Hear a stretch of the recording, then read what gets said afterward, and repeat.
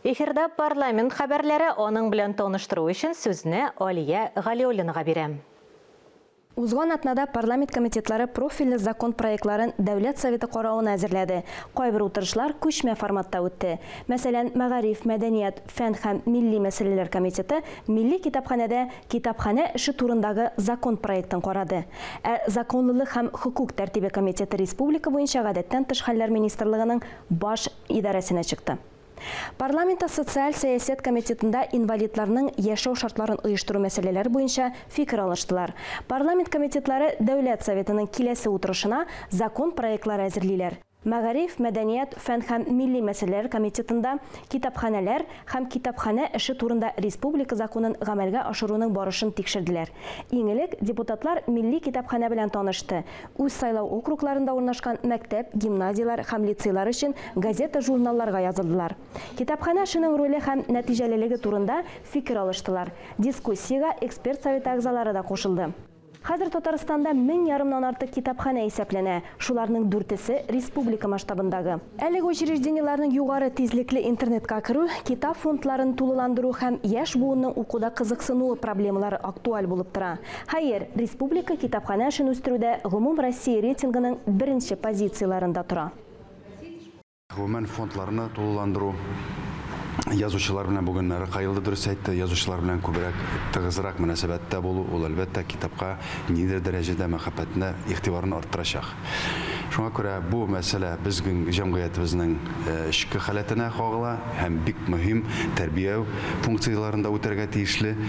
Китапханәләр бүгенге көндә бу сөйләшүләр дәвам итсен иде, игътибар үзәгендә булсын иде. Икътисад, инвестициялар һәм эшмәкәрлек комитеты утырышында халык ышанычлылары Татарстан продукциясын заманча маркетинг технологиялар ярдәмендә Россия һәм чит ил базарларына ничек чыгарырга кирәклеге турында фикер алыштылар. Моннан тыш, киләсе сессиядә гамәлдәге инвестиция эшчәнлеге турындагы республика законына төзәтмәләр кертү тәкъдим ителә. Шулай ук депутатлар 2019 елда парламент сайлаулары барышында сайлаучылардан кергән наказларны үтәүне контрольгә алды. Татарстан Дәүләт Советы депутаты республика профсоюзлар лидеры Елена Кузьмичева иң яхшы коллектив килешүе республика конкурсы җиңүчеләрен һәм призерларын бүләкләде.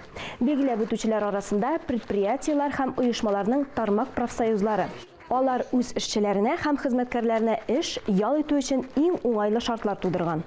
Коллектив килешү теләсә кайсы зур предприятиянең төп кануны дип ышана тармак профсоюзлар лидерлары. Нәкъ менә әлеге документ хезмәткәр һәм эш бирүченең социаль хезмәт мөнәсәбәтләрен җайга салуның нәтиҗәле коралы булырга тиеш. Татнефть профсоюзы лидерлары да шулай дип саный. Һәр хезмәткәр хезмәт хакының турыдан-туры хезмәт кеременә туры килү белән кызыксына. Желание работников в коллективном договоре, у нас всегда и со стороны профсоюзной организации, со стороны администрации всегда учитывается, потому что очень плановые встречи работниками на рабочих местах, публичные встречи. Руководство всегда слышит, и мы слышим, все фиксируем, и потом его обсуждаем на заседании согласительной комиссии. Мы стараемся обеспечить нашего работника всеми льготами, гарантиями, предусмотренными как законодательством, так и сверхзаконодательством. То есть мы усиляем и социальную поддержку, мы усиляем льготы, гарантии, компенсации, мы усиляем и оздоровление работников. Татарстан нефтчеләре иң яхшы күмәк килешү өчен үз категорияларында 1-нче урынны алды. Финалга барлыгы 13 предприятие чыкты, бәяне катгый жюри бирә. Экспертлар арасында тармак профсоюзлар, эш бирүчеләр һәм хезмәт министрлыгы вәкилләре бар. Төп критерийлар хезмәт хакы дәрәҗәсе, хезмәтне саклау шартлары, хезмәткәрләрнең ялын һәм дәвалауны оештыру. Шулай ук өстәмә гарантияларны тиешенчә оештыру.